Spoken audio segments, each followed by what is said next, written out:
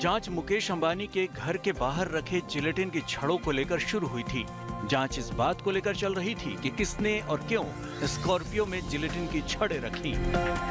लेकिन अब बात जिलेटिन की छड़ों से बहुत आगे निकलकर महाराष्ट्र में चिट्ठी बम तक पहुंच चुकी है। परमबीर सिंह ने एक ऐसी चिट्ठी मुख्यमंत्री को लिखी जिससे बड़ा धमाका हो गया। परमबीर सिंह की चिट्ठी का असर कितना गंभीर होने वाला है, इसका अंदाजा इस बात से लगा सकते हैं कि गृह मंत्री अनिल देशमुख की कुर्सी पर बनाई है। सूत्र बताते हैं कि देशमुख 1-2 दिन के अंदर कुर्सी छोड़ देंगे, क्योंकि दबाव बढ़ता जा रहा है। विपक्ष लगातार हमलावर है, सरकार बैकफुट पर आ गई है। खबर यह भी है कि खुद शरद पवार ने देशमुख को 2 टूक कह दिया था कि उन्हें मंत्रालय से हटाया जाएगा। देशमुख को पवार का यह इशारा परमबीर सिंह की चिट्ठी से पहले ही हो चुका था। अब मुख्यमंत्री उद्धव को चिट्ठी भेज परमबीर ने जो आरोप लगाए हैं वो बेहद गंभीर है। वैसे चिट्ठी को लेकर मुख्यमंत्री कार्यालय से कहा गया है कि परमबीर सिंह को जो मेल मिला है वो उनकी आधिकारिक आईडी से नहीं भेजा गया है। उस पर पूर्व डीजीपी के साइन भी नहीं थे। ऐसे में मुख्यमंत्री दफ्तर इसे कंफर्म करना चाहता था कि शिकायती चिट्ठी कितनी सही है, लेकिन परमबीर सिंह ने तमाम शंकाओं को फौरन दूर कर दिया। उन्होंने कहा कि भेजी गई चिट्ठी उन्हीं की है और साइन की हुई चिट्ठी जल्द सभी तक पहुंच जाएगी। लेकिन सरकार पर लग गए हैं उगाही के आरोप। आरोप इतना बड़ा है कि उद्धव सरकार बैकफुट पर आ गई है। सरकार का बचाव करने में सबसे आगे रहने वाले संजय राउत के ट्वीट ने सुबह सुबह सस्पेंस को और बढ़ा दिया। संजय राउत ने जावेद अख्तर की शायरी ट्वीट की। हमको तो बस तलाश नए रास्तों की है, हम हैं मुसाफिर ऐसे जो मंजिल से आए। संजय राउत का ट्वीट हो और बीजेपी की तरफ से जवाब न आए, ऐसा कैसे हो सकता है? तो बीजेपी नेता राम कदम ने ट्वीट के जरिए जवाबी हमला कर दिया।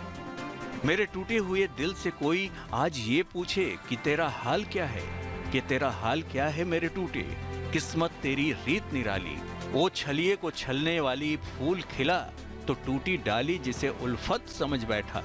मेरी नजरों का धोखा था, किसी की क्या खता है मेरे टूटे, मांगी मोहब्बत पाई जुदाई दुनिया मुझको।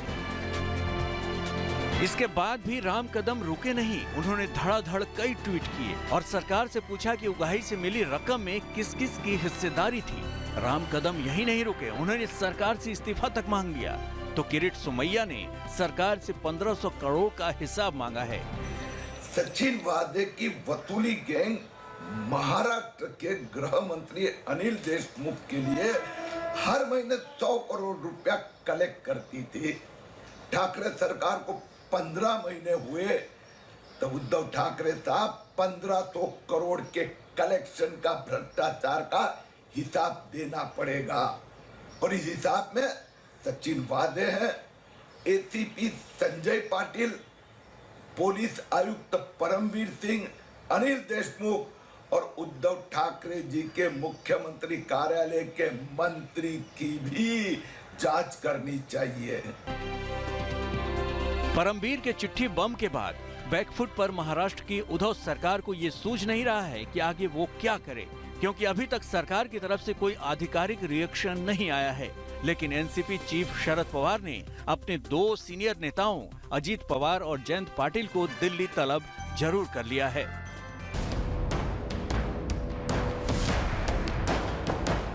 ये वो चिट्ठी है जो महाराष्ट्र की सियासत पर बम बनकर फटी है। मुख्यमंत्री उद्धव ठाकरे को लिखी इस चिट्ठी में मुंबई के पूर्व पुलिस कमिश्नर परमबीर सिंह ने महाराष्ट्र के गृह मंत्री अनिल देशमुख पर बेहद विस्फोटक आरोप लगाए हैं। परमबीर सिंह का आरोप है टेंटिलिया केस में गिरफ्तार असिस्टेंट पुलिस इंस्पेक्टर सचिन वाजे को अनिल देशमुख ने वसूली करने को कहा था। गृह मंत्री अनिल देशमुख की तरफ से सचिन वाजे को कहा गया था कि वो हर महीने 100 करोड़ रुपए की उगाही करे। क्राइम इंटेलिजेंस यूनिट की जिम्मेदारी संभालने वाले वाजे को गृह मंत्री ने कुछ महीनों में कई बार अपने घर पर बुलाया था। परमबीर सिंह का आरोप है कि वाजे को बार बार गृह मंत्री के लिए पैसा इकट्ठा करने के निर्देश दिए गए थे। परमबीर सिंह ने गृह मंत्री के खिलाफ लगाए गए आरोपों वाली चिट्ठी में कुछ घटनाओं का विस्तार से जिक्र भी किया है। परमबीर सिंह ने लिखा है, मध्य फरवरी और उसके बाद सचिन वाजे को गृहमंत्री अनिल देशमुख ने अपने आधिकारिक आवास पर बुलाया था। उस वक्त अनिल देशमुख के निजी सचिव पलांदे समेत 1 या 2 स्टाफ भी मौजूद था। गृहमंत्री ने वाजे से कहा कि उन्हें हर महीने 100 करोड़ रुपए वसूली करने का टारगेट दिया गया है।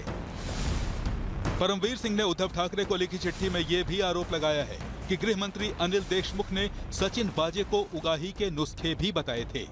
परमवीर सिंह ने लिखा है, 100 करोड़ रुपए हर महीने इकट्ठा करने के लिए अनिल देशमुख ने वाजे से कहा था कि मुंबई में करीब 1750 बार, रेस्टोरेंट और अन्य चीजें हैं, जहां से 40 से 50 करोड़ रुपए इकट्ठा किए जा सकते हैं। इसके अलावा बाकी फंड दूसरी जगहों से जमा किया जा सकता है।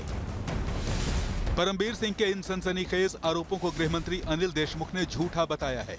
उन्होंने ट्वीट करके कहा है, पूर्व पुलिस आयुक्त परमवीर सिंह ने खुद को बचाने के लिए झूठे आरोप लगाए हैं, क्योंकि मुकेश अंबानी और मनसुख हिरेन के मामले में अब तक की जांच से सचिन वाजे की संलिप्तता सामने आ रही है और इसके तार परमवीर सिंह तक पहुंच रहे हैं।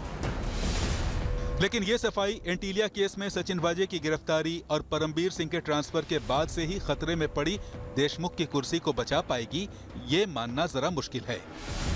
परमवीर सिंह के आरोपों ने पहले से सस्पेंस के सागर में गोते लगा रहे एंटीलिया केस को और ज्यादा उलझा दिया है, क्योंकि सचिन वाजे ने एनआईए के सामने कबूल किया था कि वो 16 साल सस्पेंड रहने के बाद अपनी खोई हुई प्रतिष्ठा वापस पाना चाहता था।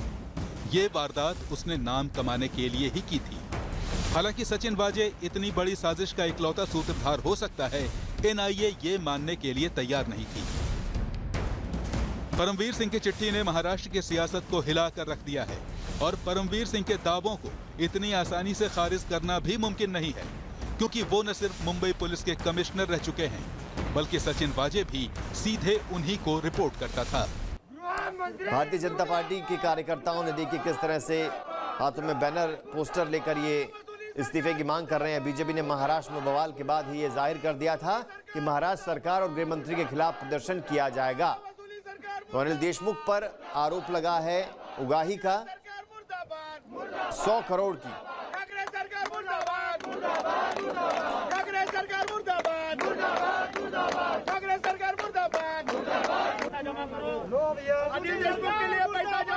जिस प्रकार से कल परमवीर सिंह ने अपने नोटिस में अपने एक लेख लिखा हुआ है उन्होंने मुख्यमंत्री को, उसमें कहा गया है कि ये अनिल देशमुख जी जो गृह मंत्री है इस राज्य के, ये 100 करोड़ वाजे के थ्रू इनको मांगते थे। इसी का हम निषेध कर रहे हैं और यहाँ भी स्पष्ट हो जाता है कि ये महाविकास आघाड़ी सरकार भ्रष्ट सरकार है। हम इनका विरोध करते हैं और ये सरकार जल्द से जल्द गिरनी चाहिए, ये हम मांग करते हैं। अनिल देशमुख का इस्तीफा चाहते हैं। महाराष्ट्र के लिए शर्मनाक बात है।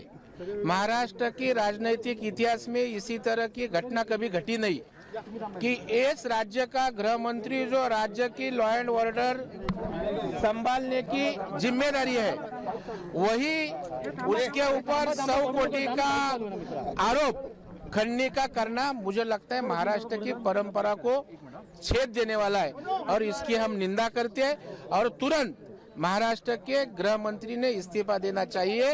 वह देंगे नहीं तो मुख्यमंत्री ने इस्तीफा